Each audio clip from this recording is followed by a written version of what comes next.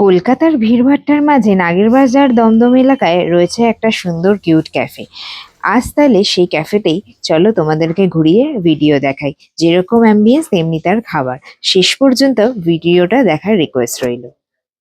বাইরের জায়গাটা, সিটিং এরিয়াটা কিন্তু খুবই সুন্দর। আর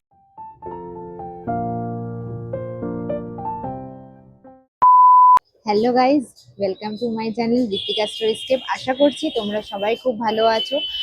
আজকে আমি চলে এসেছি লাভ ইউ ক্যাফেতে। এখানে কিন্তু ভেতরে একটা জায়গা আছে, ইন্টেরিয়ারের একটা জায়গা আছে, আর বাইরের জায়গাটা কিন্তু খুবই সুন্দর।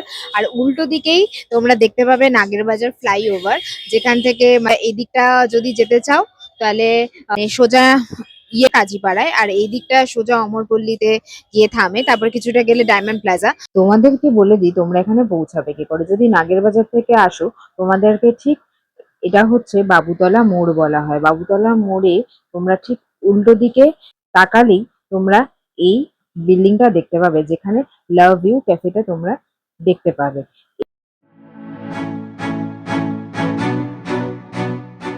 তোমাদেরকে ঢুকে কিছুটা হাঁটতে হবে, তারপরেই তোমাদের চোখে পড়ে যাবে এই লাভ ইউ ক্যাফেটা। কিছুটা উপরে উঠলেই তোমরা পৌঁছে যাবে তোমাদের গন্তব্যে। তাহলে চলো আমরাও তাহলে যাই।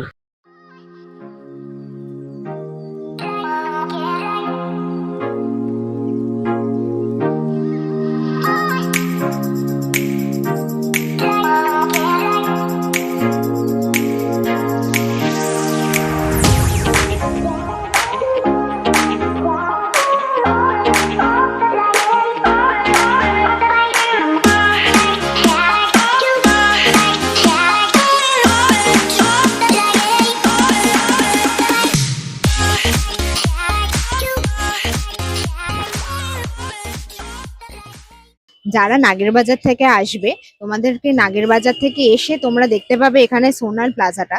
জাস্ট একটু হাঁটবে, তারপরেই কিন্তু তোমরা দেখতে পাবে লাভ ইউ ক্যাফেটা।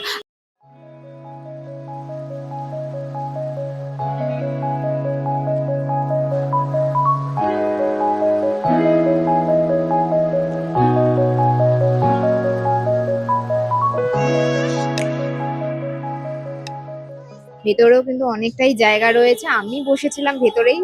এই জায়গাটা যেটা তোমরা দেখতে পাচ্ছ, আমি এখন কারেন্টলি বসে আছি একদম পুরো লাভের মতো। হ্যাঁ, তো এখানে এসে তোমরা কিন্তু যে কেউ ছবি তুলতে পারবে। এখানে কিন্তু জায়গাটাও কিন্তু, বাইরের জায়গাটা, সিটিং এরিয়াটা কিন্তু খুবই সুন্দর। চারিদিকটা পুরো গাছ দিয়ে কিন্তু সাজানো, আর যে কোনো জিনিস, গাছ আর আলো থাকলে খুবই সুন্দর লাগে দেখতে। আর আলোগুলোও কিন্তু খুব সুন্দর, ইউনিক ভাবে লাগানো হয়েছে। আর সিটিং এরিয়াটাও তোমরা কিন্তু অনেকটাই জায়গা পাচ্ছ বাইরেটা। এইটা কিন্তু শীতকালে তোমাদের কিন্তু খুব ভালো লাগবে। আর গরমকালে তোমরা এখানে বসতে পারো। তোমরা যেটা দেখতে পেলে যে এখানে কিন্তু পাখাটা দিয়ে দেওয়া হয়েছে। যারা এখানে বসে আছে বাইরে, তাদেরকে পাখাটা দিয়ে দেওয়া।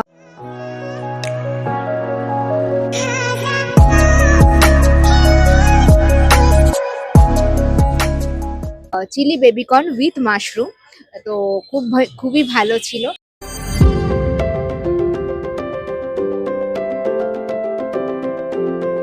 আর আমি নিয়েছিলাম ড্রামস অফ হেভেনও। ড্রামস অফ হেভেনটাও কিন্তু খুব ভালো ছিল।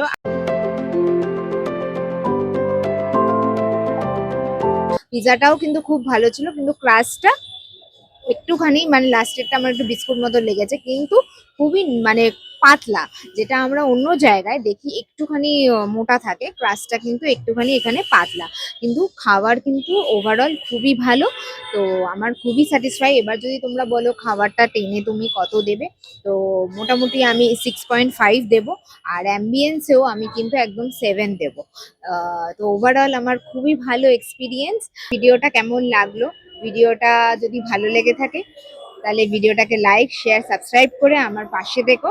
আর এরকম ভিডিও দেখতে চোখ রেখো ঋত্বিকা স্টোরিস্কেপে। আর আজকের মতো টাটা।